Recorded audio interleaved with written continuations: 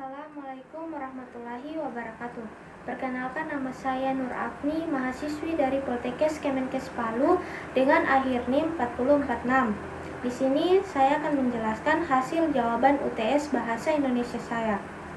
Baik, soal nomor 1 yaitu sebutkan dan jelaskan kedudukan dan fungsi bahasa Indonesia serta berikan contohnya. Jawaban dari saya, kedudukan bahasa Indonesia ada 3. Yang pertama, bahasa resmi negara. Bahasa Indonesia adalah bahasa resmi yang digunakan dalam pemerintahan, pendidikan, dan media. Menciptakan kesatuan komunikasi di seluruh wilayah Indonesia.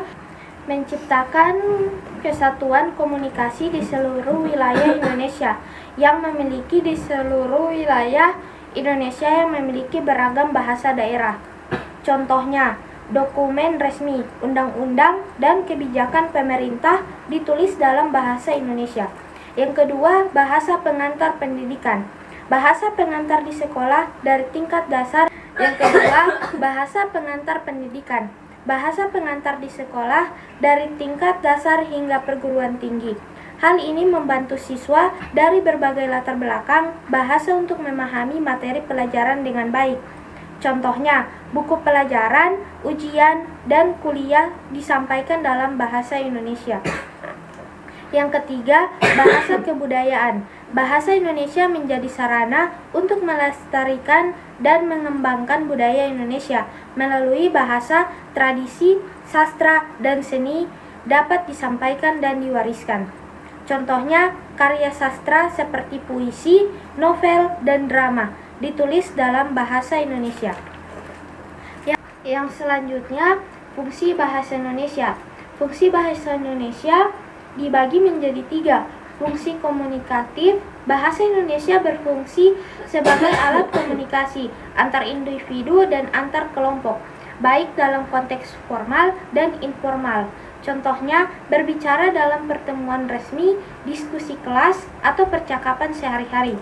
Yang kedua, fungsi identitas nasional. Bahasa Indonesia menjadi simbol identitas bangsa Indonesia. Penggunaan bahasa Indonesia memperkuat rasa kebersamaan dan kesatuan di antara masyarakat yang multikultural. Contohnya, saat merayakan Hari Kemerdekaan, lagu nasional dan pidato disampaikan dalam bahasa Indonesia. Yang ketiga, fungsi informasi. Bahasa Indonesia digunakan untuk menyampaikan informasi kepada masyarakat melalui media massa dan publikasi. Informasi penting dapat diakses oleh semua lapisan masyarakat. Contohnya, berita di televisi, koran, dan media sosial umumnya disampaikan dalam bahasa Indonesia. Jadi, melalui kedudukan dan fungsi di atas, bahasa Indonesia memainkan peran yang krusial dalam membangun komunikasi, identitas, dan perkembangan masyarakat Indonesia. Saya lanjut soal kedua. Jelaskan pengertian ragam bahasa Indonesia dan berikan masing-masing contohnya. Jawabannya yaitu ragam bahasa Indonesia merujuk pada variasi penggunaan bahasa yang dipengaruhi oleh konteks sosial, situasi, dan tujuan komunikasi. Ragam ini dapat berbeda-beda dalam hal pilihan kata, gaya, dan tata bahasa. Yang pertama, ragam resmi. Ragam resmi digunakan dalam situasi formal seperti dalam pemerintahan, pendidikan, dan acara resmi. Bahasa yang digunakan cenderung baku dan sesuai dengan kaidah yang berlaku. Contohnya, pengumuman pemerintah. Dengan ini kami mengumumkan pelaksanaan ujian nasional pada tanggal 10 Mei. Surat resmi kepada yaitu Bapak Ibu di tempat. Yang kedua, ragam tidak resmi atau santai. Ragam ini digunakan dalam situasi informal, seperti percakapan sehari-hari antar teman atau keluarga. Contohnya, percakapan antara teman. Kamu sudah nonton film terbaru itu belum? Atau bisa saja chat di media sosial. Yang ketiga, ragam ilmiah. Ragam ilmiah digunakan dalam konteks akademis atau penelitian.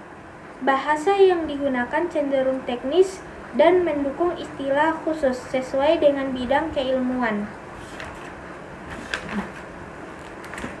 Contohnya, makalah. Metode yang digunakan dalam penelitian ini adalah analisis kuantitatif. Yang keempat, ragam sastra. Ragam sastra digunakan dalam karya-karya sastra seperti puisi, novel, dan drama. Bahasa yang digunakan sangat kreatif dan seringkali mengandung imajinasi serta gaya bahasa yang khas. Contohnya novel. Dengan kata-kata, dia melangkah perlahan seakan menghindari bayang-bayang masa lalunya. Yang kelima, ragam dialek. Ragam dialek mencerminkan variasi bahasa yang dipengaruhi oleh lokasi geografis.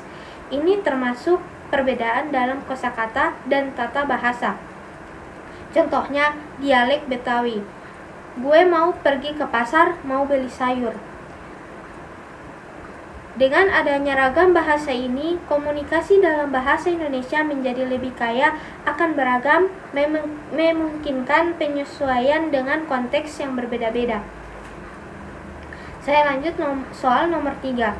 Jelaskan apa itu ejaan dan tanda baca, dan berikan masing-masing contohnya. Jawaban saya, ejaan adalah sistem penulisan kata-kata dalam bahasa yang mengikuti kaidah atau aturan tertentu. Contohnya, ejaan benar. Kata pemerintah ditulis dengan P kecil dan E tanpa kapital. Kata kegiatan ditulis dengan G di tengahnya, bukan kegiatan. Tanda baca adalah simbol yang digunakan dalam tulisan untuk membantu membagi kalimat, menunjukkan situasi dan menjelaskan hubungan antar bagian dan kalimat. Contohnya ada 2, yaitu yang pertama tanda tanya, digunakan di akhir kalimat. Contoh, apa kamu sudah makan?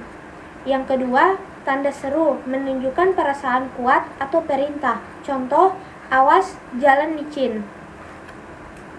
Saya lanjut ke soal nomor 4. Jelaskan pengertian diksi dan berikan contohnya dalam kalimat.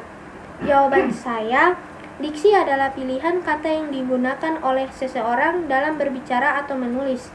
Pemilihan diksi sangat penting karena memengaruhi kejelasan, nuansa, makna, dan efek emosional dari pesan yang disampaikan. Diksi dapat mencerminkan gaya, bahasa, latar belakang, budaya, atau tujuan komunikasi. Contohnya, diksi formal. Saya melakukan kunjungan ke pasar guna memperoleh kebutuhan pangan. Saya lanjut soal nomor 5. Berikan contoh seperti apa itu kalimat efektif dan jelaskan pengertiannya. Jawabannya, kalimat efektif adalah kalimat yang mampu menyampaikan pesan atau informasi yang jelas, tepat, dan tidak bertele-tele.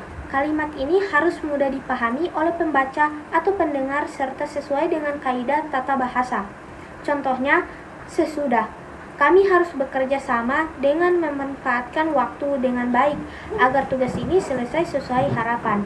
Berikut itu contoh dari kalimat efektif.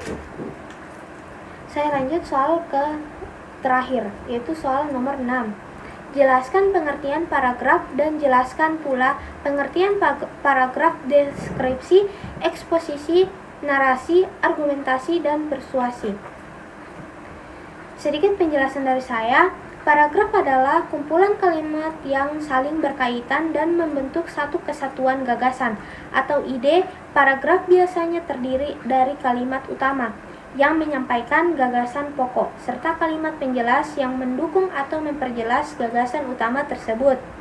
Yang kedua, paragraf deskripsi. Paragraf deskripsi ini bertujuan untuk menggambarkan suatu objek, tempat, atau peristiwa secara detail, sehingga pembaca dapat melihat atau merasakan apa yang digambarkan. Paragraf eksposisi. Paragraf ini bertujuan untuk menjelaskan atau memaparkan informasi, fakta, atau konsep secara objektif yang jelas. Yang selanjutnya, paragraf narasi. Paragraf narasi menceritakan rangkaian peristiwa atau kejadian secara kronologis atau urut. Yang keempat, paragraf argumentasi. Paragraf bertujuan untuk meyakinkan pembaca atau pendengar dengan memberi alasan, bukti, dan pendapat. Yang terakhir, paragraf persuasi. Paragraf ini bertujuan untuk memengaruhi atau membujuk pembaca agar melakukan sesuatu atau menyetujui pandangan tertentu. Sekian dari saya penjelasan tentang jawaban UTS Bahasa Indonesia saya.